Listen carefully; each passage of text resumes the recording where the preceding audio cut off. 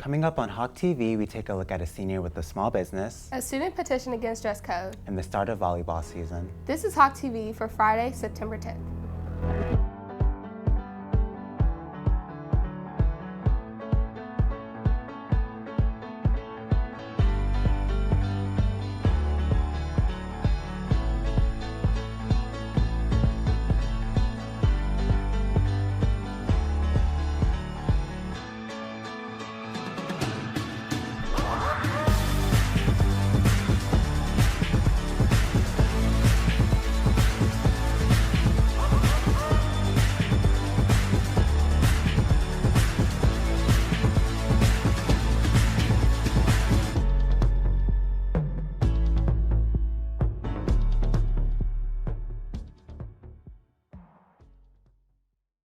Good morning, Hebron High School. I'm Rashad Muhammad. And I'm Reagan Mitchell.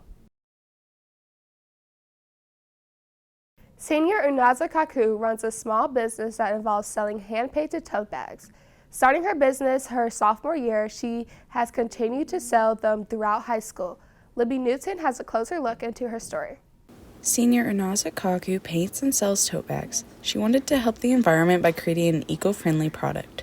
I thought one of the best ways to encourage us to actually use reusable tote bags when we go grocery shopping, like clothing shopping, was to decorate them. Kaku's family has been supportive of her small business, especially her sister, who was her first customer.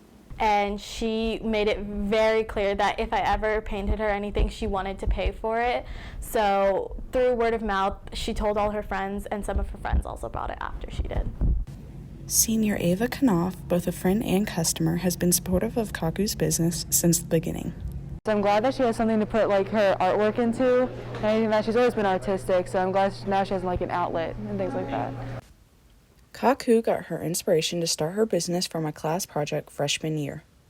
As a part of Mr. Willard's class, my 1% project was painting jackets and commissioning those for people, and it kind of just transitioned into painting tote bags because I enjoyed doing that more, and I used those more than I did the jackets that I painted. Customer Katie Parker admires how Kaku uses her business to spread the word about the importance of being environmentally conscious. I think that's a really great passion to have, especially since our environment, it's the only one that we have right now, and what she's doing is a super cute way to help out. Reporting for Hawk TV, I'm Libby Newton. Thanks, Libby. If you're interested in buying a tote bag from Kaku, you can visit her website on Depop at Unaza Kaku. This year, the athletic training program received a new head trainer who is focused on making the program a place for getting real hands-on learning experience in the medical field.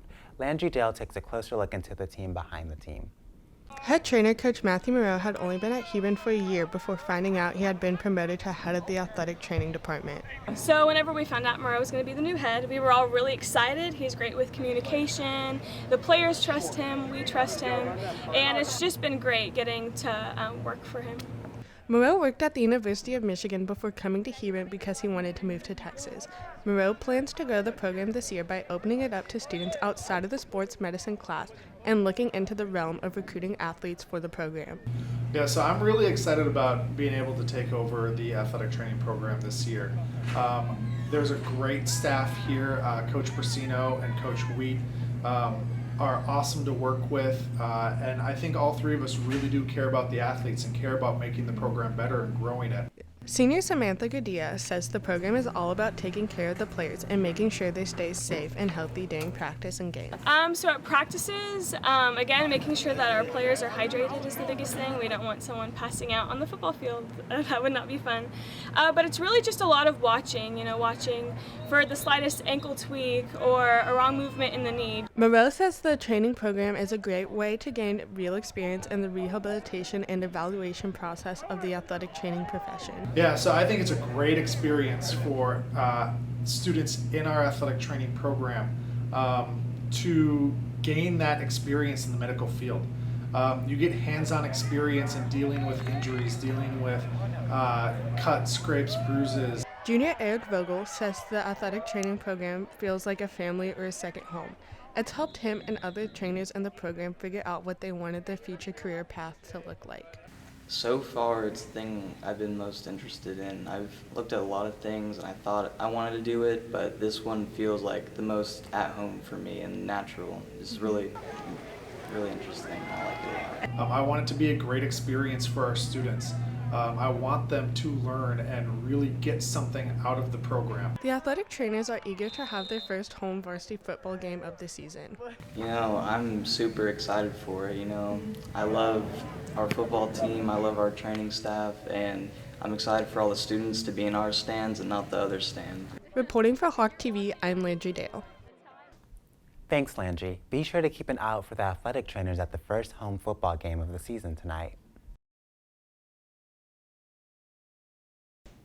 Beyonce turned 40 on September 4th. To celebrate, we chose a few students to participate in a Q&A, but we didn't tell them what it was about.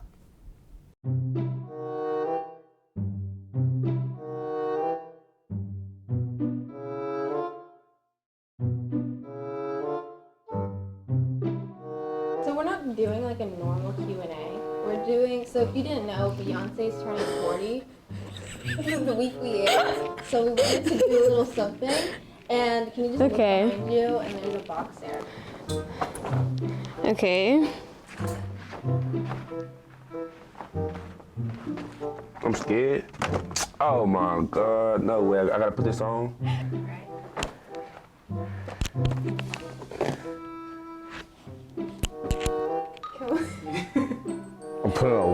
I'm putting a wig on. What? No. I have to put this on? What is this, bro? What is this? Just come over here, and if you just don't mind putting on the wig for me real quick. Bro, tell me you made everybody else do this. No way, I gotta put this on. How do you put this on? Is there like a certain way? I can't see. Whoa. Sorry, my bad.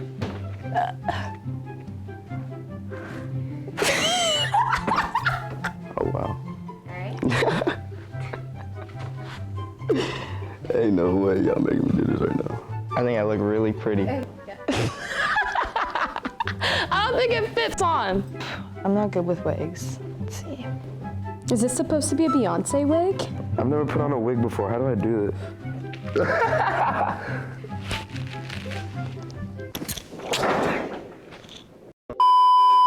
So if you're Beyonce for a day, what would you do?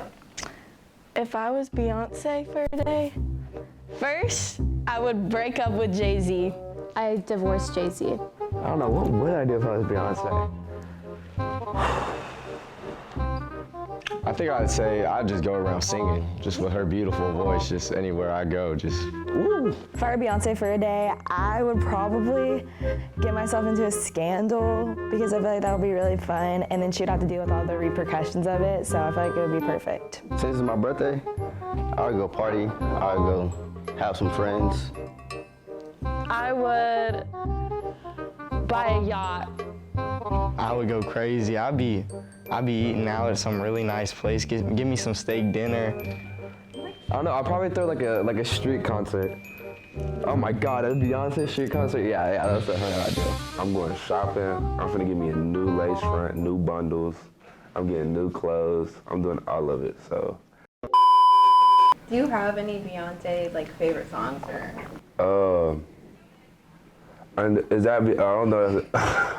I don't know if it's Beyonce, hold on. Is Umbrella Beyonce or is that Rihanna? It's Halo, duh. What's your favorite Beyonce song? Oh, easily, Best Thing I Never Had. Best Thing I Never Had. Ooh, okay, bet Halo for sure. Okay, I love Halo. It'd have to be Drunk in Love or Hold Up. Halo. Happy birthday, Beyonce. You're so beautiful. Happy birthday, Beyonce. Happy birthday, Queen Bee. Love you, Beyonce. Hold on. The lace front coming off. Hold on, let me fix it. Hold on. Happy birthday, Beyonce! Happy birthday, Beyonce! I'm ready. Happy birthday, Beyonce.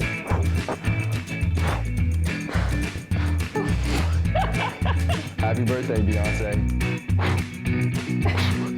That was good.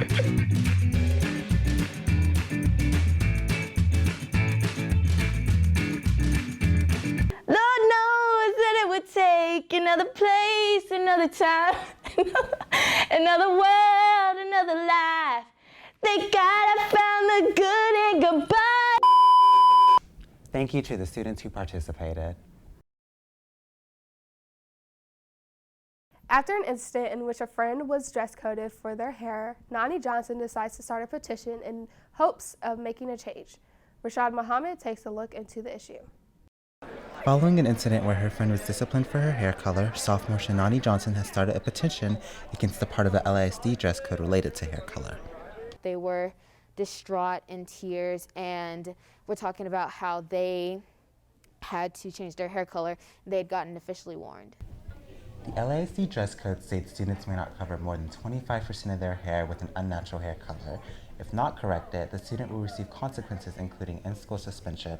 Faculty such as librarian Christy Taylor acknowledges their requirement to enforce this rule. As employees, we're bound to, right? If it's in the dress code, if it's in the student handbook, then we are bound to enforce it because that's part of our job. Sophomore Nina Rise says students should be able to make their own choice when it comes to self-expression. I don't think it should be in dress code because it's people's ways to express themselves. Like if they want to have colorful hair, they should just do that and be allowed to do that. Shanani helps out at her parents' hair salon, which impacts her opinion on self-expression in all ways, especially when it comes to hair color. The hair color rule, it's not fair because I know personally with my parents, I'm not allowed to permanently color my hair, but I guess just as a hair color ally, people should be able to express themselves however they want to. Taylor says hair color can be a distraction to some in certain situations. But the whole point of us being here is for students to learn and for us to teach, right? So getting into the minutia of she's wearing pajama, those like soft squishy shoes that aren't really in dress code is not what I focus on as a librarian, but if it becomes a distraction in a class, then the teacher may have issue with that. Regardless, Johnson does not seem to plan on slowing her momentum when it comes to her petition. Now, I'm surely not planning on getting expelled, but I'm not going to stop until I get some justice. And even if I am not the one that gets the justice, it will start the ball rolling for ninth graders or other students around the district to do it because this is not just for this school, it's for the entire district. Reporting for Hawk TV, I'm Rashad Muhammad. Thanks, Rashad. Johnson says she plans on taking the petition to the next school board meeting on September the 13th. After beginning the season 0-2, the football team is still looking for its first win of the season. In his first season as the full-time starter, senior quarterback Jacob Buniff is learning how to deal with the pressure of being a role model for his team. Alex Salazar takes a look into Buniff's mindset. Ever since he was 3, the only thing varsity quarterback Jacob Buniff has wanted to do was play football. There can be a lot of stress when balancing schoolwork and football, and Jacob is learning how to deal with that pressure. Yeah, over the years I've learned that school comes before football, so making sure my grades are up and doing what I'm supposed to do in the classroom so then I can play football. Much like when a play breaks down and he has to scramble, Buniff has improvised how to be a role model to 183 players while doing well inside and outside of school. I think my biggest weakness would be prioritizing school, social life, and my athletic life because you think that obviously school would come first, but then sometimes I want to do these things because it's my senior year. I want to go out and have fun, be with my friends. But then again, school comes first, and if I'm out late, I have sports in the morning. Quarterback coach Jeff Hill believes that Buniff's leadership is one of the things that makes him a great quarterback. The guys believe in him, although the players know that he's going to do the best job that he can, although the players they've been around him for so long and they know what type of leader he is, they know what type of, where his heart's at, and for him to, they believe that he's going to get the job done anytime he gets a chance to get the job done. Buniff's mother says that his loyalty to his team is one of the ways that he has set an example. Just his heart is really big for people. He really loves his family and his teammates, his loyalty. From the start, he's wanted to play with one team and only one team. He's been asked to play on other teams, but he just wants to play with his team. For Bunif, his family's support is something that keeps him going, even when he wants to quit. Being around my family, they always have my back and they supported me through everything, so I know I have them if anything goes wrong. Reporting for Hawk TV, I'm Alex Salazar. Thanks, Alex. Bunif and the Hawks play Eden High School in their first home game of the season tonight at 7. As district play begins, the volleyball team is preparing for their game against Louisville. Rahim Irfan takes a look at their pre-game preparations and plans. Coming back from an unusual season due to COVID-19, head coach Karen Keeney talks about the challenges and outcomes from the last volleyball season. They're very focused this year. They know, they're disappointed in, the fact that we couldn't perform last year due to illnesses. We could never get the team together. We never had a full team. And so they're ready to play this year, which is really exciting. And so I think they're ready to prove themselves.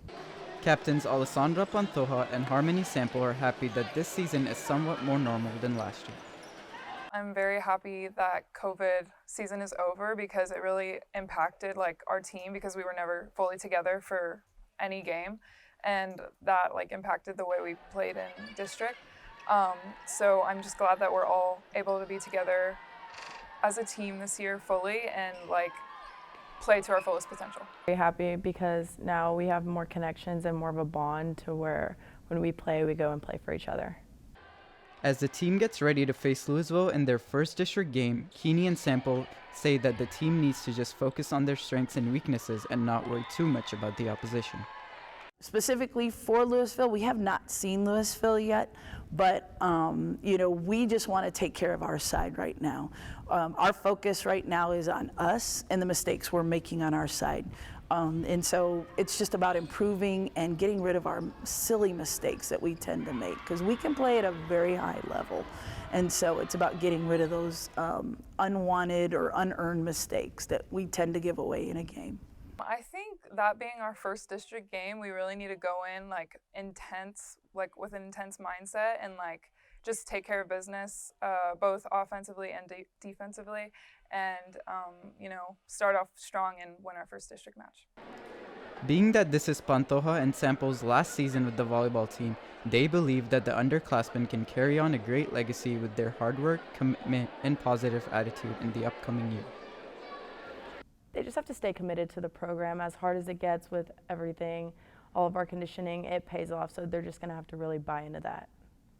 I think our senior class has a really great positive mindset, and it's spreading to the underclassmen, and I think the juniors need to keep that mindset, stay positive and hardworking and trusting the process, and they'll be fine.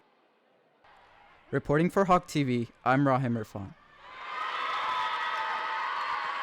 Thanks, Raheem. The team's game against Louisville is at 6:30 tonight in the Hawk Activity Center. In other sports news, the boys and girls tennis team will scrimmage against Birdville at home this afternoon, beginning at 4. That's it for today's episode. I'm Regan Mitchell. And I'm Rashad Mohammed. Have any story suggestions? Email it down below. And make sure to follow us on Snapchat, Twitter, and Instagram.